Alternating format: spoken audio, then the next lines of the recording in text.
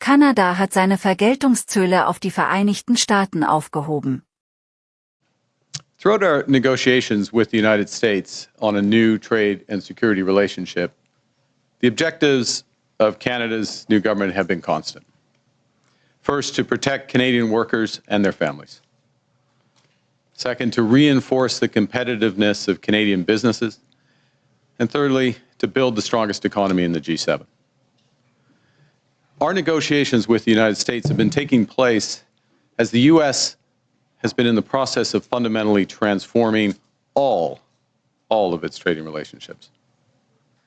This new U.S. trade policy has several motivations: to raise tariff revenues, to protect strategic industries, to encourage foreign investment in the United States, and to change trade and non-trade policy in U.S. partners.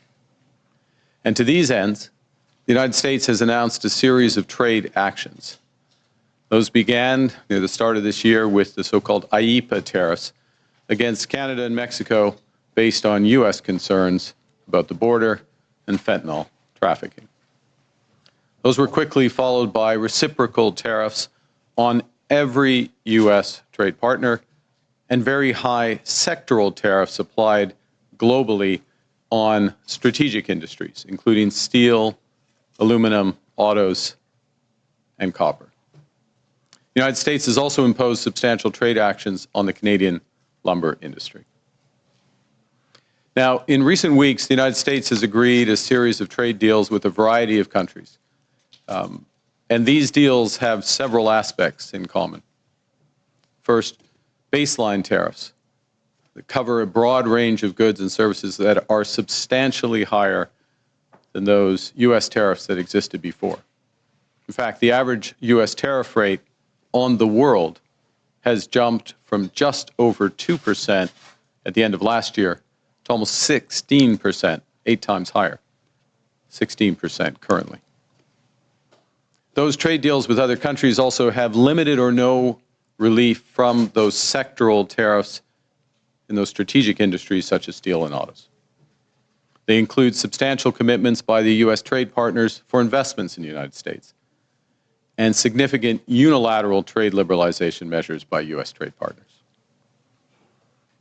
As a result of these developments, the breadth and the depth of the changes in U.S. trade policy have become more fully apparent. Specifically, under the new U.S. approach, countries must now buy access to the world's largest economy through a combination of tariffs, investments, unilateral trade liberalization, and policy changes in their home markets. Now, as in previous trade disputes, Canada has implemented a series of retaliatory tariffs. Their objectives have been to protect Canadian workers and businesses and to incentivize a negotiated settlement with the United States. Few other countries followed suit. In a positive and very important development earlier this month, just a few weeks ago, the United States reaffirmed a core commitment to our free trade agreement, COSMA, by reinforcing that those Canadian exports to the United States that are compliant with that agreement, that are compliant with COSMA, will not be subject to U.S. IEEPA tariffs. Now, there's a lot of acronyms in that paragraph, so let me try to summarize what that actually means. As a result of that decision by the United States, the actual U.S. tariff rate on Canadian goods is 5.6%. Compare that to the 16% global average.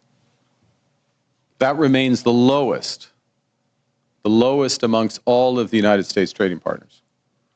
And more than 85% of Canada-U.S. trade is now tariff-free. So let's be absolutely clear. Canada currently has the best trade deal with the United States. And while it's different from what we had before, it is still better than that of any other country. So as we work to address outstanding trade issues with the United States, it's important, it's vital. We do everything we can to preserve this unique advantage for Canadian workers, Canadian businesses.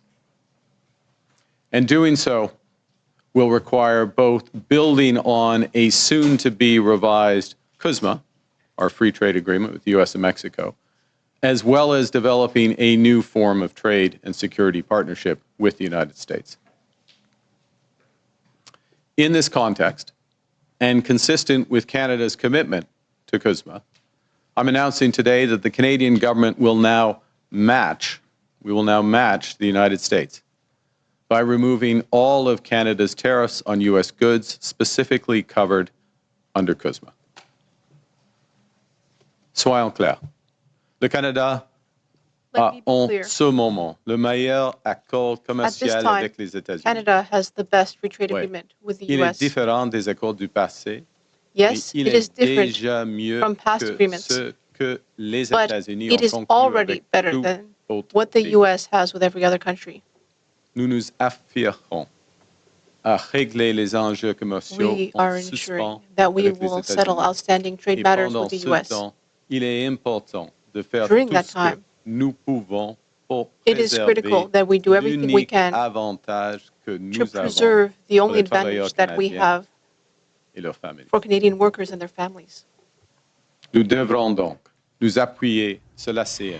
That means we will have to build on COSMA, which will soon be reviewed, and develop a new form of trade and security partnership.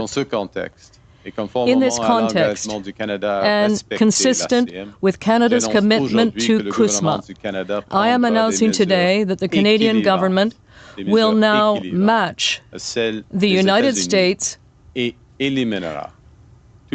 by removing all of Canada's tariffs on U.S. goods specifically covered under COSMA. This decision will take effect on September 1st, 2025. This decision will take effect, September 1st of this year. So in short, the situation we're in now is that Canada and the United States have reestablished free trade for the vast majority of our goods. Canada will retain our tariffs on steel, aluminum, and autos as we work intensively with the United States to resolve the issues there. Indeed, our focus is squarely on these strategic sectors and the future. The Canadian government will begin our preparations for the COSMA review process that is due next year by launching new consultations starting next month to assess Canadian priorities in the new global trade environment. And in addition, following my conversation with the President of the United States yesterday, Canada and the United States will intensify our discussions to address current trade challenges in those strategic sectors and to seize major immediate opportunities for us both in trade, investment, and security. There are many such opportunities. Les États-Unis constituent l'économie la The plus United importante States et la plus represents the most important and most dynamic economy in the world, and Canada is one of its most important trading partners. Canada Canada is the second largest foreign investor in the United States, and a great many of our companies are critical to complex supply chains that stimulate American competitiveness. Canada will undertake a transformation of its military and security capabilities to defend Canadians and will make investments that will create many, many opportunities to establish new partnerships in defense and security. As we develop our new trade relationship with the United States, Canada will continue to take all measures necessary to support Canadian workers, our businesses, and our consumers. To address challenges in strategic sectors from agriculture to autos, the Canadian government will soon announce a new comprehensive industrial strategy that protects Canadian jobs, boosts Canadian competitiveness, buys Canadian goods, and diversifies Canadian exports. In parallel, we are focused on building our strength here at home, building Canada strong. The Canadian government will soon select the first in a series of new nation-building projects that will connect and transform our economy. We will catalyze investment and create higher-paying careers through our new defense industrial strategy. We'll transform Canadian strategic sectors that are being severely impacted by U.S. trade. We'll work to double the pace of home building in Canada, and in the process, create a new Canadian housing industry. And we will develop new and stronger partnerships throughout the world. For decades, as a result of a series of trade agreements, starting with the Free Trade Agreement of the 1980s, the Canadian and the U.S. economies have become steadily more integrated, continually more deeply connected. As I've emphasized in recent months, that steady process of integration is now over. And as a result, some of our historic strengths have become vulnerabilities. We can and must adapt to this new reality. That means concentrating on trade, investment, and security partnerships that preserve our sovereignty.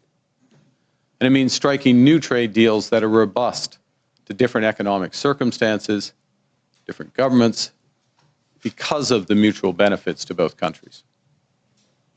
In all these ways, Canada will move from reliance to resilience, building our strength at home, developing new markets abroad, creating new opportunities for Canadian workers and businesses as we build the strongest economy in the G7.